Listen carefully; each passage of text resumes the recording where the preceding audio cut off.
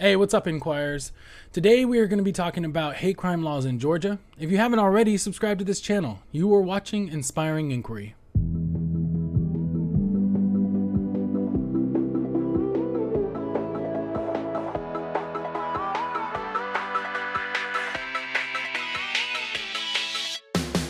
Alright, so as we've covered a number of times on this channel before, about 5 months ago on February 23rd, a 25-year-old man by the name of Ahmaud Arbery was chased, boxed in, and eventually gunned down by 3 residents in the neighborhood of Satilla Shores in Brunswick, Georgia. In the wake of recent killings like Ahmaud's, Breonna Taylor's, and George Floyd, those seeking justice and change, now having garnered worldwide support, gathered together at the state's Capitol building in order to support Bill-HB426. When ratified, the bill would mandate harsher sentencing for those who have been convicted of a crime in which the victim was specifically targeted on anything that was based on their actual or perceived race, color, religion, national origin, sex, sexual orientation, gender, mental disability, or physical disability, meaning longer prison times and even fines in some cases, on top of the sentence received for the crime they committed and were convicted for. A previous bill was passed in the year 2000, but in 2004 was struck down by the Supreme Court as being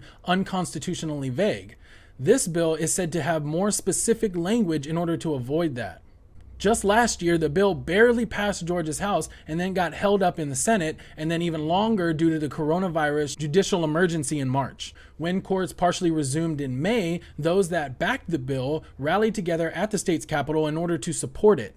Several senators going on to share their own experiences with racial prejudice. It passed in the House 127-38 and in the Senate 47-6. Now, this bill was bipartisan, meaning that it gained support from both Republicans and Democrats, though it didn't do so without some hiccups. In the original bill, it also made inclusions for those that are in law enforcement or are first responders. Even though there are already state protections for officers, these would go on to further protect officers or first responders who were targeted simply because of their profession. Though in a last-minute decision in order to gain more support for the bill, they decided to take these off and put them on another bill that did actually pass. Governor Kemp's office also released a statement saying that the governor would sign it pending legal review. And I sure hope he does, because to this day, including Georgia, there are states such as South Carolina, Wyoming, and Arkansas that still do not have state hate crime laws. But it's not just limited to the states. In fact, some of our territories lack these laws as well. Territories such as American Samoa, Guam, the Northern Mariana Islands, and the U.S. Virgin Islands.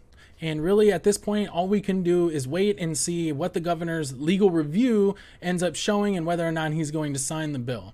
In the meantime, at least in reference to the Ahmaud Arbery case, the Department of Justice is looking into that particular case to see whether or not there are federal charges that will also be filed. Alright guys, so this wasn't a long video. I just kind of wanted to get this out there because I heard about it yesterday and I didn't really have time to go ahead and do a video by the time that I heard it yesterday, so I kind of wanted to get it out today.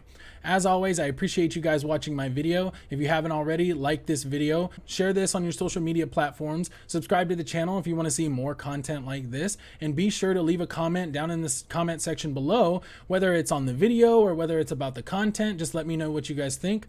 As always, you're watching Inspiring Inquiry.